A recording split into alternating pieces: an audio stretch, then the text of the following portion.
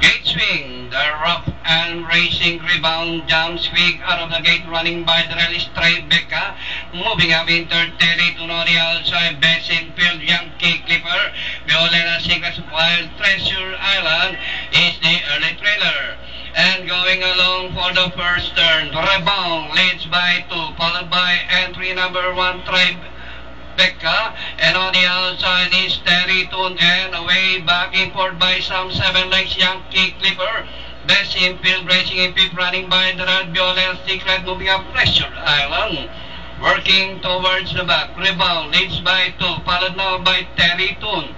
And running in third by some 2 lengths is Tribeca. Running in fourth by another 10 lengths, Yankee Clipper, best in field.